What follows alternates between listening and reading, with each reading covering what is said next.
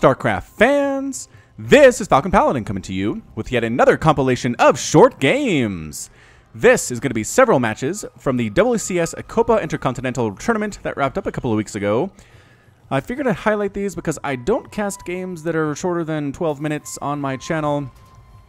And let's get right on into the first one. The first of our short games compilation comes from uThermal and Hydra here on King Sejong Station. In the top left side of the map, we have the blue Terran player, uThermal. And in the bottom right side of the map, we have the red Zerg player, it is Hydra.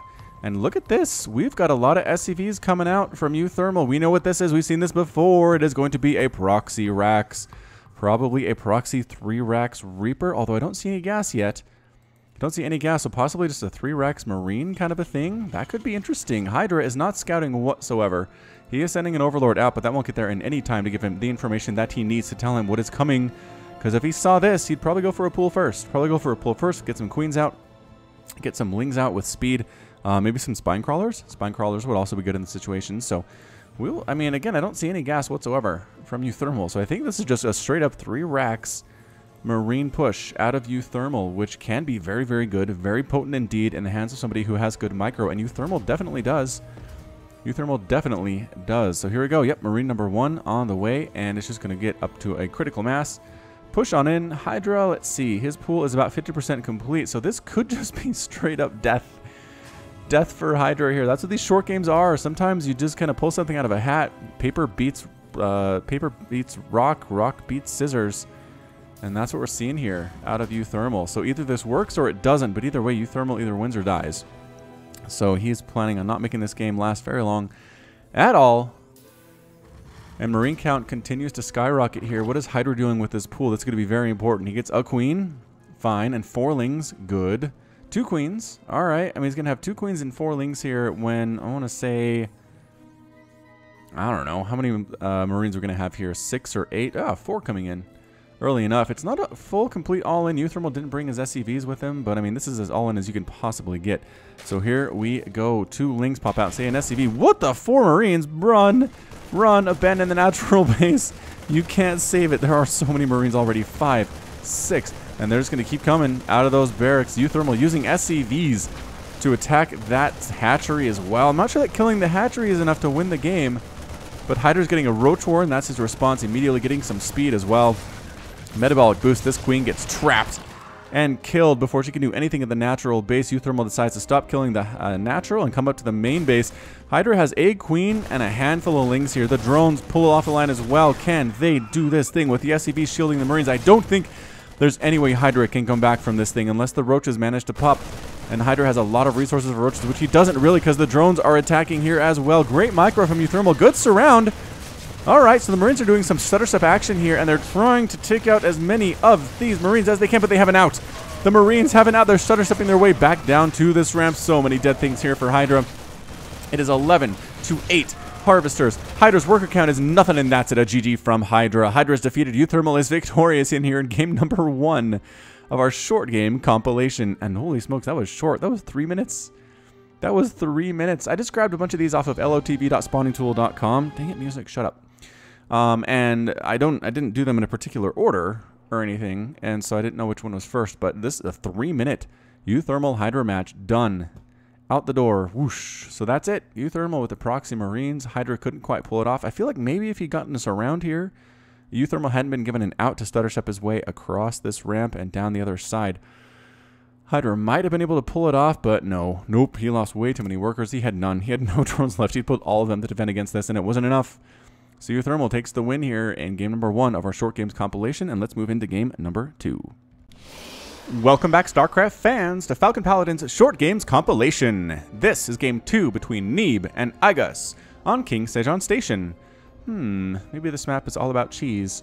In the top left side of the map, we have the red Protoss player. It is Neeb.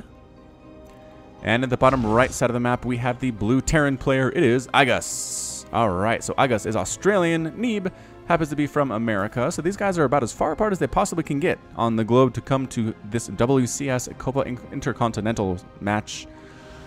Whew, and series. I think this might be like a round 1 series or maybe a round 2 possibly. I'm pretty sure it's round 1. But regardless, Regardless, it's a PVT coming at you for game number 2 of the Short Games compilation. So, man, that game 1 was quick. 3 minutes. 3 minutes. uThermal went straight for the 3 racks proxy. And done. That was it. Marines, SCVs showed up. Hydra was not ready. And Terran takes the win. We'll see if Terran can do it again here with Igas. This is a strange game, actually, to do for the compilation of short games. It looks very standard here. It looks like a 1 rack expand out of Neeb. It looks like, or sorry, a 1 gate expand and a 1 rack expand out of Igas. So I don't know why this is going to be a short game, but we'll have to see. We'll see what happens here. Maybe it's some kind of a timing attack that one player just can't quite stand up to, because that happens a lot. I don't cast it very much, but sometimes a player's initial timing attack is just enough to overwhelm the opponent and they can't come back from it. Looks like a very sneaky SCV over here by Igas. Is he going for some ninja stuff? Or is he looking for ninja stuff? Oh, he's hiding. He's not looking. Okay, so Igas is maybe going for a proxy starport or something. Could be. Marine stutter step action. Can he get the probe? No. Neeb's probe manages to escape with 4 hit points. 1 more hit and he's dead. But the Marine, not able to catch it. Probes are faster than the Marines. And Igas' SCV. There it is. What is it? It's a factory. Proxy factory. Maybe for some Widow Mine shenanigans. I mean, there's a 1 gas here. He's going for a reactor off of his barracks. But he can't. I don't know. This is interesting. I don't know what he's doing. Marine looking for that probe, but the probe went all the way back home. SCV here scouting as well, seeing what's going on. Nothing too weird coming out of Neeb. Got the double assimilator going, got the warp gate research up, got an adept coming as well. And Igas does expand, so this isn't, I don't know, this is weird. But it's not completely 100% all in here. Another refinery coming up for Igas too. I want to know what the next step is for Igas. What's he doing after this factory pops up? What's it going to be? Starport? Is he just going to go Widow Mine here? He is going Starport over here. So, I mean, this build looks very normal, except for the fact these 2 buildings are way over here on the left side. And it is a Widow Mine, so it's going to be a Widow Mine drop from an angle that that Neeb possibly isn't ready for. I mean, is that enough to cripple his economy and cause him to tap out here? I don't know. I don't know. We'll have to see. It's going to be short. That's what this is all about. Robotics facility on the way. Twilight Council being warped in at the same time for the Neebster. Income tab 29 to 24. Neeb has a nice lead. An adept trying to come up, and these Marines, are there enough Marines to hang on to this? I'm trying to save that SCV, and they might be able to. Yes, they do chase the adept alone. Can't static transfer its way up onto the ramp, so she will leave.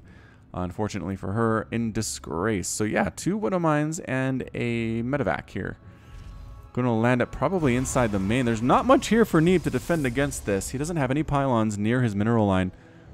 Does he? He has 1. He's got 1 that maybe covers this entire mineral line. If he's fast on the uptake, he might be able to photon overcharge this thing and take those Widow Mines out. But Igas is very, very single-minded in this purpose. And actually a Dark Shrine on the way for Neeb. I'm not sure he's going to be able to make use of that, because they take forever to build. Look at this. 71 in-game seconds. Forever. So here it comes. Here comes Igas' drop, swinging up along the left side. Coming back a little bit and actually making a Liberator. Oh, a Liberator to cover the Widow Mines. I like this build out of Igas. I really do. We'll see if it works out for him. Boosting right on in. And pylons. 2 pylons coming up. Widow Mine dropping 1. Widow Mine 2. Can it burrow? One of them gets destroyed by photon overcharge. The other one does manage to get a hit off, killing 5 probes and then picked up and boosted out. Or picked up and just left by Igas because he didn't use the boost. But he does come back behind this dead airspace. And Liberator number 1 finishes as well. Is he going to head up and try to join the party? This harassment could be good, but a Warp Prism drop. Is Neeb going DT Warp Prism drops? He is. Oh, he is. His Warp Prism is almost done. 11 more in-game seconds. He's going to warp some DTs in on. And is Igas ready for this? Liberator setting up shop at the natural. Trying to kill some stuff. Stalker's chasing that away. Not looking good for Igas here. Neeb is hanging on. Widow Mine got 10 kills to its name. Picked up by the medevac and boosted out, but guess what? We have our first DTs. What does Igas have in his main base? He doesn't have any scans available. He doesn't have any missile turrets at all. DT in, 1 in the natural, killing SCVs, building supply depots. Wham, wham. Another DT making its way into the main base, and no, Igas, he's going to lose so many SCVs. Are there any scans here? No. No, 6 more energy needed on that natural base for the scans to come on in. DT's going to town. 11 SCVs killed already. Trying to kill these Marines before scans are available. I like this move. Out of Neeb. There's the scan, and the Marines trying to burn it down. They get one of the DTs. The other one is now up to 9 total kills. Could probably move back in to that natural base. Medevac does manage to get back in here, and yes, indeed, DT just going to town on Igus' natural. Get out of there, SCVs, run! Get out, trying to take out this orbital command. It is 46 to 27 harvesters. Neeb has a massive lead. This DT drop that he managed to get done. Another DT in here, kills the missile turret. Still alive, DT. New one warped in by this warp prism. There's the scan, and I don't know if there are enough DTs to handle this, and that's it, a GG from Igus. Yep, Igus is defeated, Neeb is victorious, and Protoss wins this game. So that was funny. Igus goes for the Widowmine drop with the Liberator Harass. Neeb manages to hold that fairly well. I mean, he lost 11 workers, but it wasn't destructive, I guess is what I'm saying. But yeah, those DTs went to town. 26 workers killed when all was said and done. Igus was down to 4 SCVs. He recognized that he was out. He didn't have any missile turrets. His scans were not really available on the orbital commands, which is kind of one of the cruel things about Terran is if you want to use your mules, right? So use that 50 energy for mules consistently, and that really helps get your economy going. But then it turns out if you're lower than 50, you can't scan, and DTs show up and ruin your day. So unfortunate move there by Igus, but Neeb takes the win. So Protoss gets a win in game number 2. Let's move on to game number 3.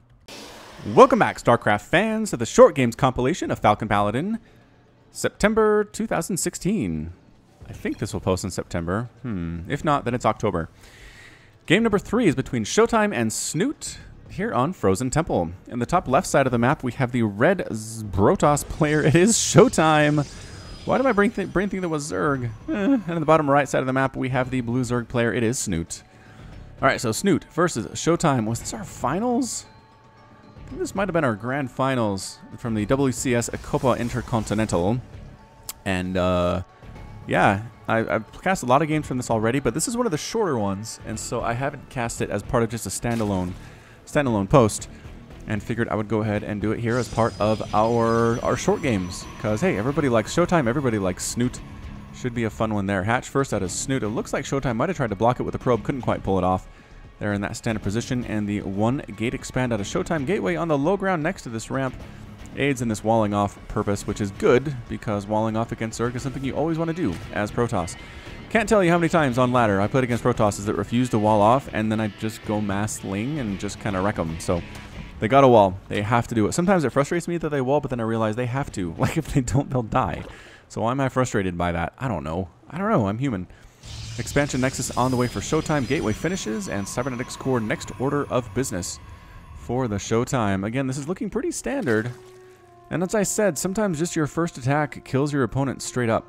It just does. So, I mean, this could be done in the next 2 minutes for all I know.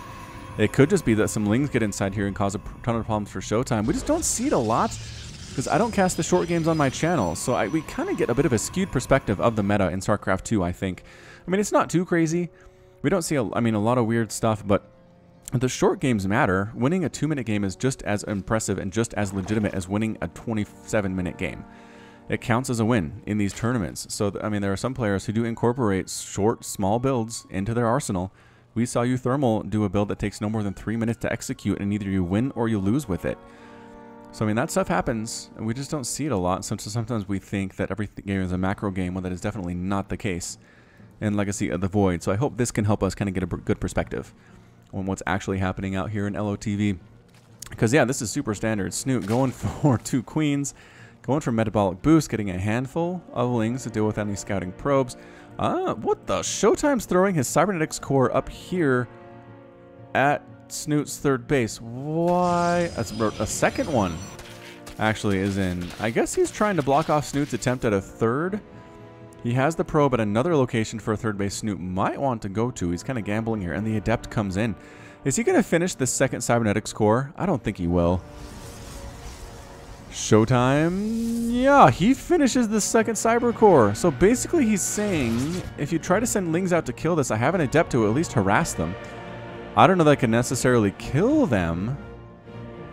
This is weird. This is weird out of ShoWTimE. He's got a robotics facility coming up back home. So just the extra Cyber Core slowed him down just a little bit, but prevented Snoot from taking an easy third. So here comes Snoot with a good handful of speedlings. He's got 12 of them right now. Drone in here as well, throwing his DPS into the mix. Actually, no, just waiting for the lings to finish it up. And then he'll throw down... Oh, he is. He's attacking this pylon. Alright, so Cybercore finishes exploding. Pylon finishes too. And then Snoot pops down to third base. So it delayed Snoot. I don't know. I mean, I don't know if it was like life-threatening or game-threatening for Snoot at all. He's actually supply blocked here. ShoWTimE is as well. Close enough. Anyway, so multiple gateways on the way for ShoWTimE. Snoot is using creep tumors to connect his bases. Some lings up here by Snoot. As long as they're out, they said we might as well deny the third base for ShoWTimE. What can he do about that? He's got some sentries. He has an immortal. None of those are very good against lings unless you have sentries with great force fields, which ShoWTimE does. ShoWTimE definitely does here. Just a lot of gateways out of ShoWTimE. So it looks like a two-base attack. He's got a Warp Prism in here too. Got another pylon back here to hold the line against any lings that attack. And yep, lings for Snoot are just running rampant around the map, looking for stuff to kill, looking for ninja tech that ShoWTimE might be going for, looking for probes, but there's nothing. All the red is safely contained in the top left here, which just shows Snoot he's safe. Like, take a fourth base, Snoot, at this point. I don't see why he shouldn't. There's not a whole lot here for ShoWTimE. He's got some sentries and immortal, some stalkers. Income tab is 35 to 45. Snoot's starting to take the lead there very easily. He has a lot of roaches on the way and getting a lair just about to complete. So the Ling scout this push out by ShoWTimE. He's got sentries, he's got an immortal, he has a stalker and an adept and a warp prism coming in. I mean, this looks all the world like two base all-in type stuff out of ShoWTimE. So Ravager morphing in, roaches in production too, and lots of lings, and then a huge warp in of adepts. That was 6 adepts coming in at once for ShoWTimE right at the front door, and here he comes. He's going to try to do this thing. I don't know that Snoot has enough to handle this, actually. I was feeling pretty confident about Snoot, but ShoWTimE's army is fairly intimidating. And you know what? ShoWTimE feels less than confident. So he backs up off the creep down this ramp. Gets another warp of adepts, 4 of them. Oh, a couple more. Make it 6, make it 7. It's 83 to 97 total supply. The longer he waits, I feel like the better it is for Snoot. Ling's getting right on top of everything. That is not the greatest force fields in the world. Ling's surrounding Ravagers.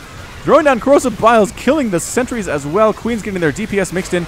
At the same time, sentries, I think the sentries are all gone. No, there's still a couple sentries along this left side. Adepts trying to handle their own against Ravagers, against Lings, against Queens. I just don't know if that was a great idea by ShoWTimE. He did pick up a couple of his adepts to save them, but the remainder of the adepts, I think, are just going to straight up die. And this immortal with 12 kills, nevertheless, is going to explode. ShoWTimE tried to save it, couldn't quite pull it off. Getting stabbed in the face. 2 points left on that Warp Prism. The Queens were attacking it consistently, and Snoot just wins that battle handily. Wow, resources lost here. 3,000 lost by ShoWTimE, 1,800 by Snoot, which doesn't seem like a lot, but when it comes to Zerg, it's pretty darn excellent out of Snoot. That's what you want to see here. A couple adepts do get back here behind the third base, but kill 3 drones, and that's about it. Snoot's able to recover from that pretty quickly. 40 to 56 harvesters now. Snoot is now getting a Spire. He's making 5 drones at the same time. Robotic Spade coming in for ShoWTimE. Ling's trying to knock down this front door for ShoWTimE, and they're going to be able to do it. There's Photon Overcharge, but they don't kill Lings that quickly. The pylon dies, but 3 adepts warp in, and that's enough to chase those Lings away. Still no third base. Snoot has got to feel good about that. He's looking around. He's saying, where's the third? I don't see the third. It was kind of an all-in out of ShoWTimE. He sacrificed a lot of resources to try to kill things, but couldn't even really make it within spitting distance of any of Snoot's bases, which is not what you want to see. Adepts do get a warp in here behind the mineral lines in the second, but scared away by a bunch of roaches, Ravagers, and Queens once again. Warp Prism with 2 points. 2 points of health, 91 shields, so has regenerated the shields pretty well, but that's about it. Disruptors coming in for ShoWTimE, so that's going to be his answer here, because there is a lot of Roach Ravager and Ling. Disruptors hit all of those very hard. Indeed, I think they one-shot everything. Every one of these units. Maybe 2-shot Roaches? No, it's 150, right? 150 out of Disruptors. 145 splash damage. Yeah, 145. Okay, which is actually perfectly enough to hit a Roach. Spore Crawler here defending the natural base against ShoWTimE's attempted incursions. Still not really able to do much of anything here. 6 workers killed by ShoWTimE, but that's it. I mean, 6. He's down 47 to 58 Harvesters. Snoot is making 5 Mutas now, and all of this stuff. A lot of stuff is ground for ShoWTimE. Adepts, Immortals, Sentries can shoot up, but there aren't many of them. There's only 1. Disruptors are useless against Mutas. I don't think ShoWTimE knows about this tech switch. It is a beautiful tech switch. What's the mineral field? Oh, mineral field depleted. That's what that message was. 4th base now coming up for Snoot along the bottom side of the map, and the Mutas are out. Mutas are out. There's only 5 of them. He's not super committing. He's got Lings. He's got Banelings. Mutas flying right on in here. And Photon Overcharge chasing away a couple of these Mutas from the third base. Mothership Core, get out. Photon Overcharge does manage to save it, but now it's inside this mineral line. Going after probes inside the main, staying outside of the range of the Photon Overcharge, forcing ShoWTimE to retreat with his workers and get them inside the safety zone. But no, some of them staying outside. This is a lot of dead probes right now. Good harassment. And losing one of his Mutas. He still has 20 Lings in production right now for Snoot. He's 159, 167 to 107 total supply. Is he going to bring the rest of the army? I don't know. He's defending. ShoWTimE pushing, recognizing he can't really do much against those Mutas with this army of Adepts and Immortals and Disruptors here. Purification Nova does get a couple nice hits off, but the Lings on top of the Disruptors just absolutely tearing into them, trying to deal with it with the Adepts. And they're slowly whittling the Ling count down, but there are too many Roaches, too many Ravagers here. Immortal with 6 kills finally explodes. Disruptors are on their own. 6 kills on that Disruptor, and that's it. A GG out of ShoWTimE. ShoWTimE is defeated. Snoot is victorious, and Zerg takes the win in this, our short game between Snoot and ShoWTimE today. So, rough one for ShoWTimE. The Mutas came and really just took out a lot of his workers there. 10 workers killed. 9, I think it was, because there was the one earlier on the game, which just made it 38 to 56 Harvesters. ShoWTimE had really a ground-based army. Going Disruptor, not many Stalkers whatsoever. Could not deal with those Mutas with what he had. So he just went for it. He went for the attack on the 4th. Once again, not really able to kill the 4th. The number of Lings that Snoot had, too many Lings. Force fields weren't able to save them. The Roach Ravager count was just high enough to finish off the rest, and Snoot takes the win. So Zerg winning game number 3 here between ShoWTimE and Snoot, and let's move into game number 4. Welcome back, StarCraft fans, to game 5 between uThermal and ShoWTimE here on Apotheosis. So 2 players we've seen already today, but matching up in a PvT here on Apotheosis, the latter edition. And let's go ahead and introduce them.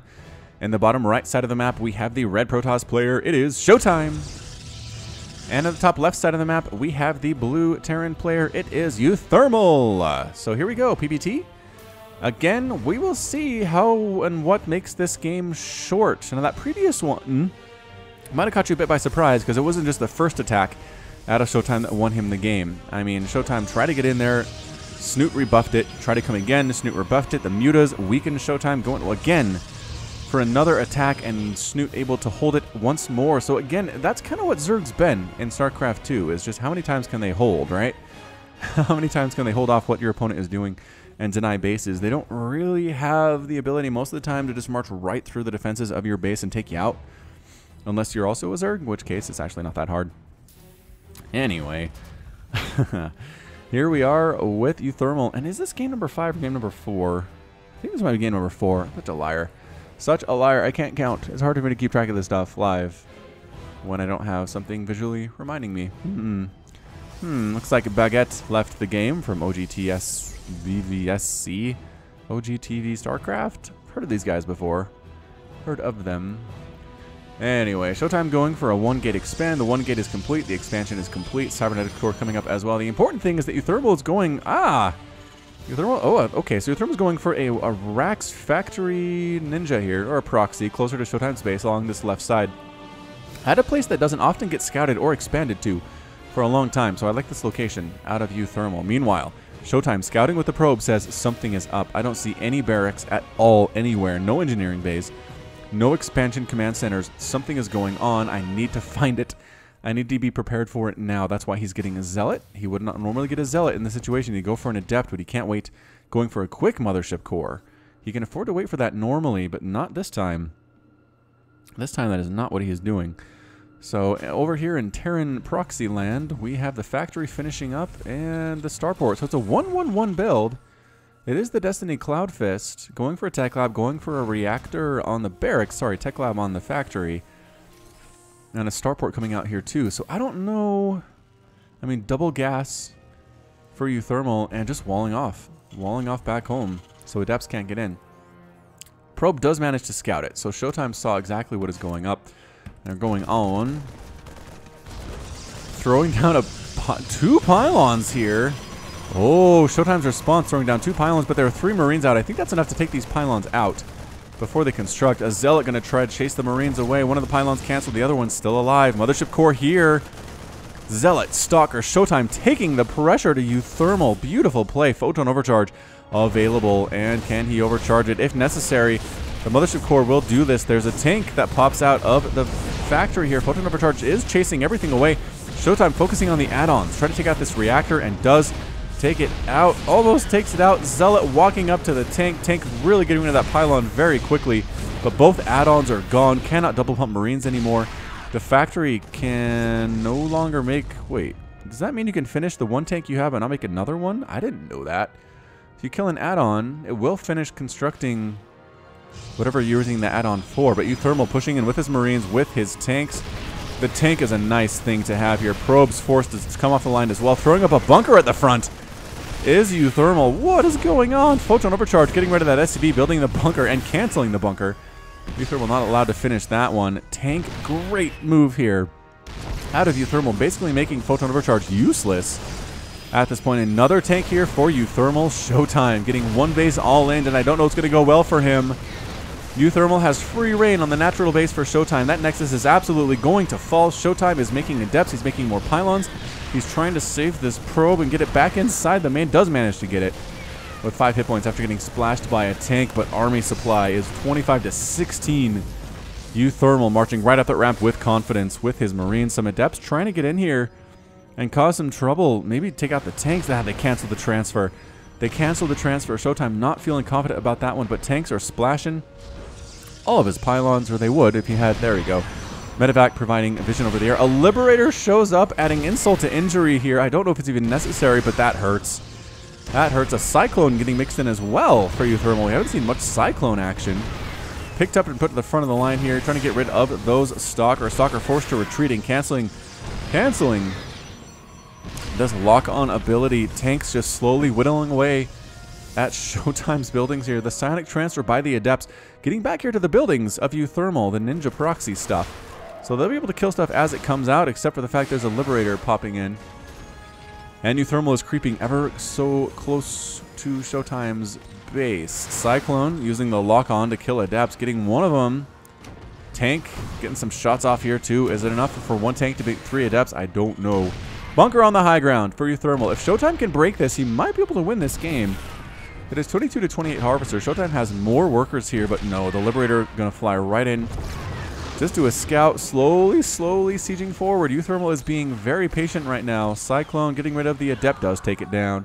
All the Adepts are gone for ShoWTimE. All he's got is in this bottom right corner.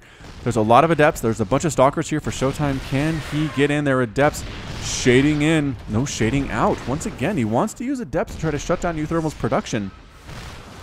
I don't know if it's going to be enough. Stalkers trying to hit one of the Liberators. Good reaction time by uThermal, moving the Liberators closer to safety. Closer to this bunker. Liberator slowly setting up shop.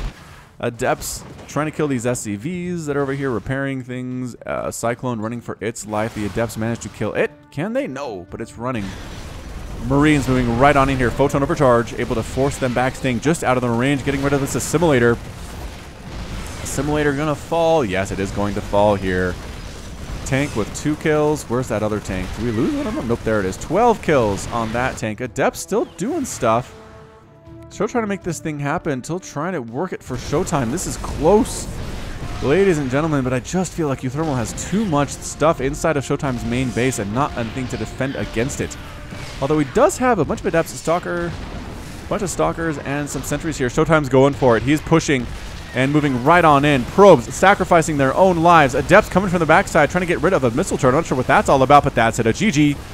GG out of ShoWTimE. ShoWTimE is defeated, and uThermal is victorious. So Terran wins this game in this PvT type situation. uThermal had a great plan, and he executed it well. ShoWTimE continued to try to shut it down. Continually had pylons up here, had a Zealot and a Stalker trying to get rid of these buildings that produced the units that were his downfall. But he couldn't do it.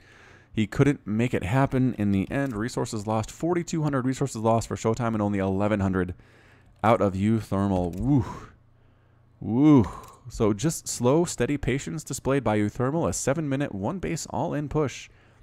And he takes down his opponent in ShoWTimE. So well done by uThermal. And let's move into the next game. Welcome back, StarCraft fans, to game number 5 between Neeb and Snoot here on King Sejon Station. Man, this map is all about cheese, isn't it? All right, so this is game number 5 because I cast 4 between this one. I'm pretty sure. Yes, I am. Counting is hard, you guys. There's a reason I didn't major in math. In the top left side of the map, we have the red Protoss player. It is Neeb from Ting. I think, again, the only player that Ting sponsors is this dude, which is weird. And in the bottom right side of the map, we have the blue Zerg player. It is Snoot from Team Liquid. Just on a tear through this tournament. He didn't win every game, so I mean, I didn't spoil the outcome of this, but Snoot's playing super well in this WCS Copa Intercontinental. Coming from Norway, bringing his Norwegian smile and Norwegian winning ways. Doing well against everybody, really, against Terran and Protoss. And just kind of displaying what Zerg is capable of in Legacy of the Void right now. Yeah, Snoot's going proxy hatch. He's got a hatch popping up right outside the natural base of Neeb, behind the rocks. So I think maybe he throws up that hatch, gets maybe some spine crawlers and some queens and some lings and knocks that down, and then just pushes with spine crawlers? I don't know. I don't know what this is, but Snoot's, again, very standard going for the extractor into a spawning pool. It's just the location of the hatch is weird. So is Neeb going to scout, is the question. Neeb is not scouting. Neeb does not have anything at all heading down to the bottom right section of this map. And that may very well be his downfall here today.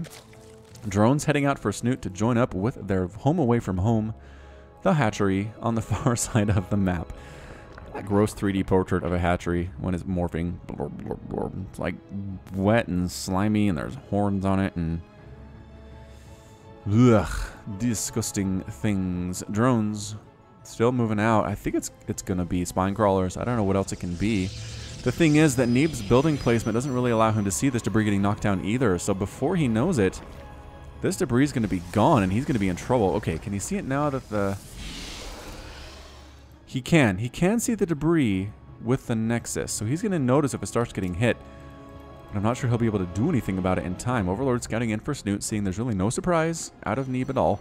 Cybernetics core just now finishing here, and double assimilator. So he's planning on teching up, which is a bit of a problem because Snoot is not planning on teching up at all.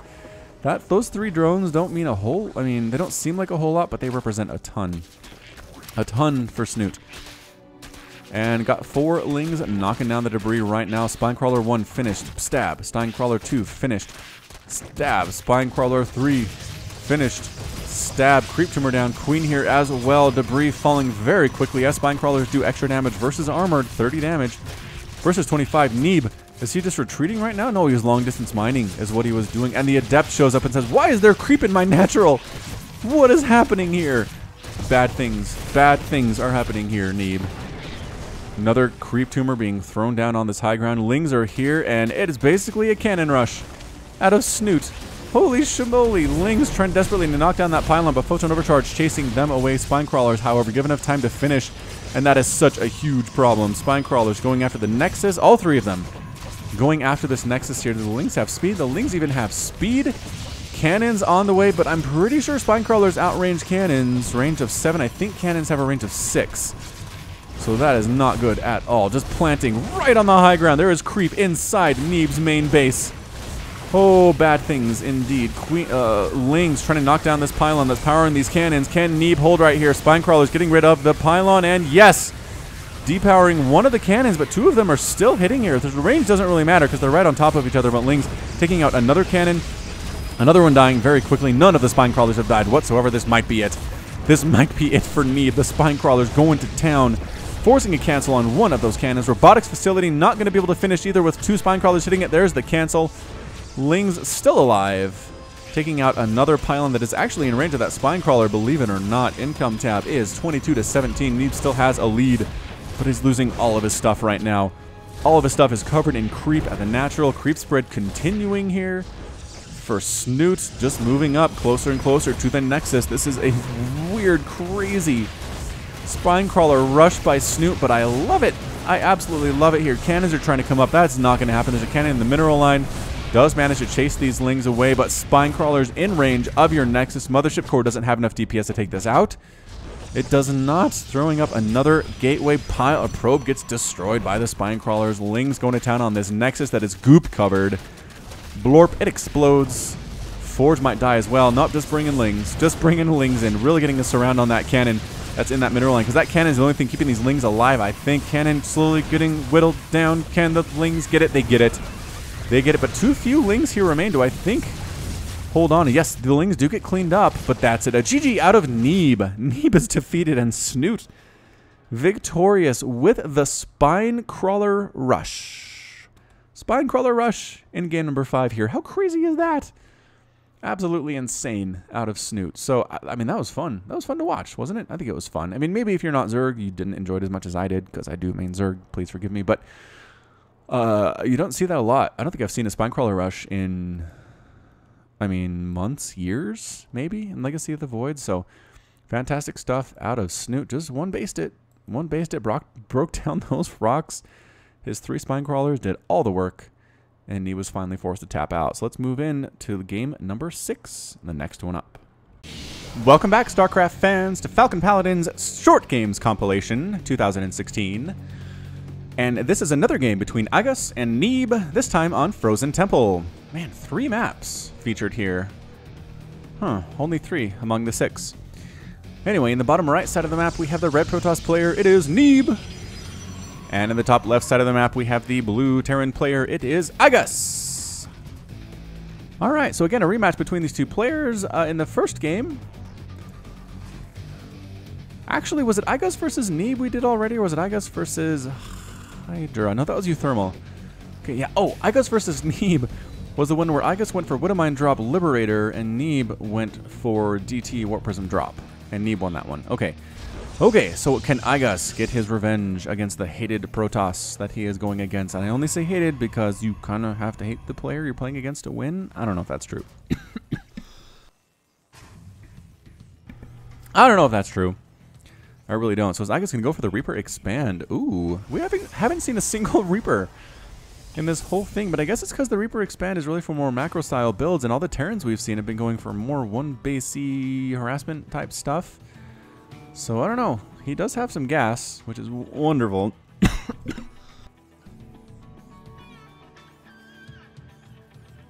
Excuse me. Holy cow, what is in my throat today? A frog climb in there? Huh. Anyway, I'm trying to mute and spare you from all of that disgusting soundery. Soundery's not a word either. Brain fried. Sunday night. Casting. Difficult. Anyway, so it is a Marine. It's not a Reaper coming out here for my guys whatsoever. Again, both players looking moderately standard. Cybernetics core on the way for Neeb inside his main base. He has an expansion coming up. He's got a pylon as well. And Neeb's Agas' expansion is on the way too. So what's crazy? What's weird about this one? Again, I guess I could just reiterate that it sometimes comes down to your first push. Sometimes a +1 stim attack out of Terran just beats Protoss straight up. Not so much anymore because Photon Overcharge is really good and really good against that kind of thing. I think Blizzard felt like that was happening a little bit too much and shut it down. But I'm trying to keep an eye on for what's weird. It might, ooh, double refinery. It could be a cloaked Banshee play out of Agas, which can be very good. Very, very good indeed against Protoss if they don't have an observer out yet.